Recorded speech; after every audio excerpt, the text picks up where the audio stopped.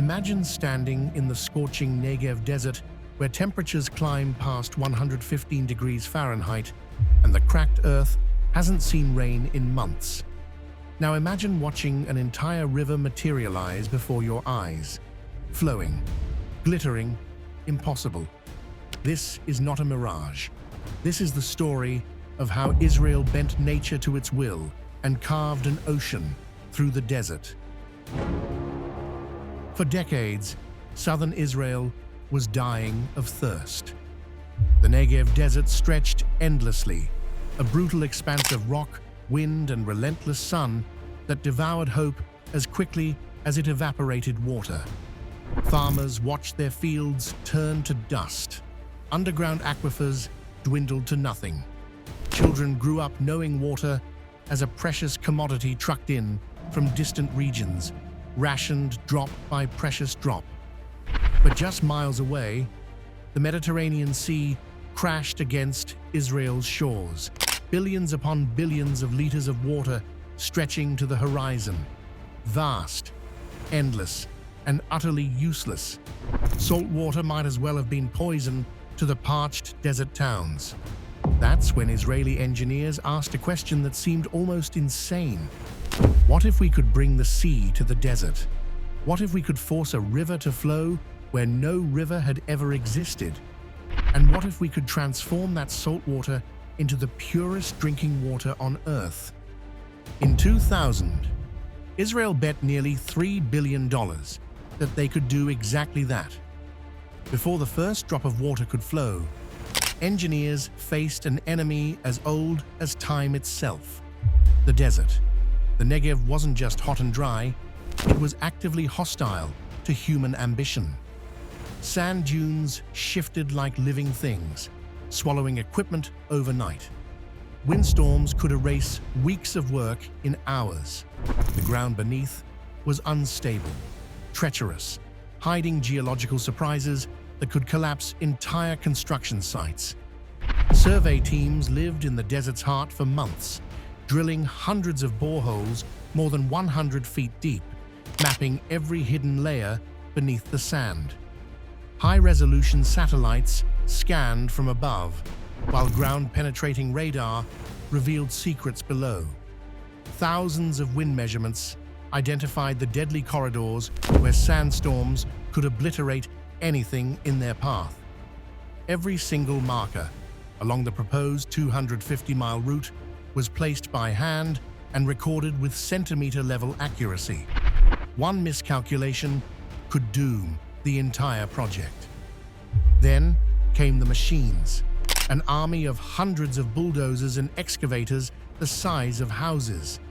Engineers discovered that injecting controlled amounts of water into the loose desert surface helped bind the grains together, creating a foundation dense enough to support the massive machinery that would follow.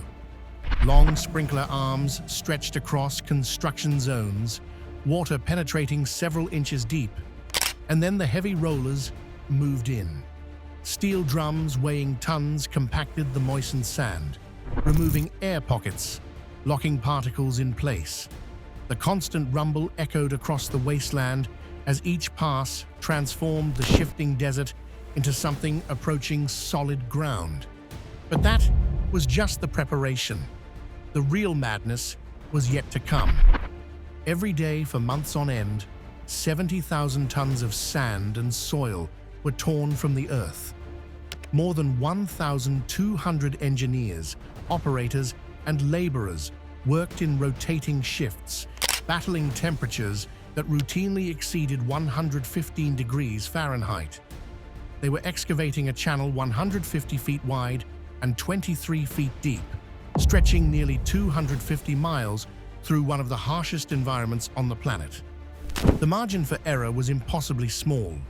For water to flow naturally without pumps, because pumps could fail, and failure meant death for the communities depending on this lifeline, the canal had to maintain a slope of just 1 inch per 100 feet, over 250 miles, through terrain that rose and fell, through bedrock and soft soil, through areas where the ground itself seemed determined to sabotage their efforts. Laser leveling instruments checked elevation every 160 feet. In weak soil zones, engineers drilled sand piles up to 25 feet deep or mixed cement and clay to prevent collapse under the weight of billions of liters of water. The excavated sand wasn't wasted. Dump trucks hauled it to both sides of the channel, building levees 10 to 16 feet high, artificial banks for an artificial river. From above, it looked like a massive scar across the desert's face, a wound that would soon become a vein carrying life itself. Then came a potentially catastrophic problem: sand drinks. The Negev wasn't just hot and dry, it was thirsty. Parched earth would eagerly absorb any water within hours, draining the canal faster than it could be filled. Without proper sealing, the artificial river would simply disappear into the sand, becoming the world's most expensive groundwater recharge system. The solution required lining more than 220 miles of canal with concrete, one of the largest waterproofing operations ever attempted in the Middle East. Concrete panels 4 to 5 inches thick were poured in sections, separated by expansion joints filled with hot bitumen to prevent seepage while allowing thermal movement. In unstable areas, engineers added HDPE geomembrane beneath the concrete, anchored with steel and cushioned with protective sand. Along the embankments, they planted vetiver grass and desert acacia to stabilize slopes and minimize sand drift. From satellites, the completed canal looked like a silver ribbon cutting through an ocean of gold, a concrete artery waiting for its first heartbeat. But a canal alone is just a ditch. Engineers constructed more than 900 individual components, reinforced concrete bridges where the canal crossed roads and railways, spillways to prevent flooding, siphons to carry water under natural obstacles, drainage culverts, and aqueducts. Distribution gates appeared every 6 to 9 miles, controlling flow into secondary branches. Everything had to work in perfect harmony because a single malfunction could deprive hundreds of hectares of farmland of water, condemning crops and communities to failure. After more than 15 years of construction, the moment of truth arrived. Engineers opened the gates slowly, cautiously. Water began to flow section by section. First 500 cubic feet per second, then 2,000, then 6,000. Technical teams inspected every point along the route, measuring pressure, checking for leaks, monitoring slopes, recording any ground movement. And then the water reached the desert communities. Locals called it the day the desert came back to life. People who had never seen flowing water in their homeland stood at the canal's edge and wept. It wasn't just water, it was hope made liquid, a dream that generations had died waiting to see. But there was one final challenge. The water flowing through the canal was seawater, and in the desert, salt is as deadly as drought. The real miracle happened in the desalination plants, massive facilities where seawater underwent a transformation so complete it seemed almost magical. Under immense pressure, tens of bars of compression, seawater was forced through semi-permeable membranes with pores hundreds of times smaller than a human hair.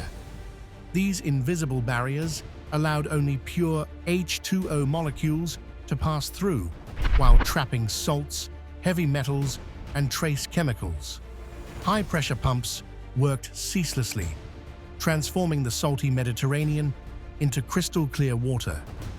But water that pure is almost empty, stripped of minerals, flat-tasting, potentially unhealthy.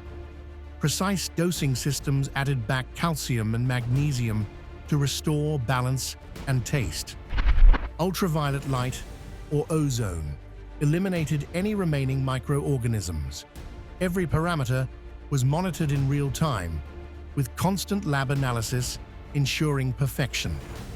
Only then was the water released into the distribution network.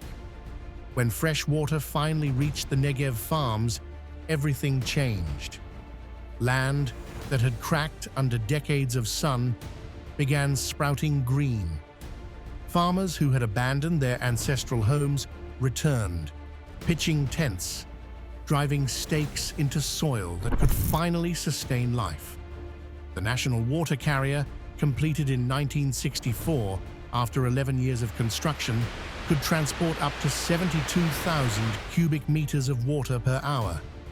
Combined with drip irrigation technology that Israel pioneered, delivering water directly to each plant's roots, the system transformed hopeless desert into thriving agricultural zones. Within years, tens of thousands of acres bloomed. Orange orchards, vineyards, wheat fields, vegetable farms, and date palms appeared where there had been only dust and despair. Satellite imagery revealed a long green ribbon winding across the Golden Desert, Israel's artificial lifeline connecting north and south, possibility and survival. Villages were rebuilt, schools opened, high-tech farms rose from sand. Israel's desert river stands as one of humanity's most audacious engineering achievements, proof that with enough determination, technology, and sheer willpower, even nature's harshest sentences can be overturned. They didn't just build a canal or desalinate seawater. They forced a river to flow where rivers were never meant to exist, and in doing so, they transformed a dying desert into a garden. The impossible became routine, one drop of Mediterranean seawater at a time.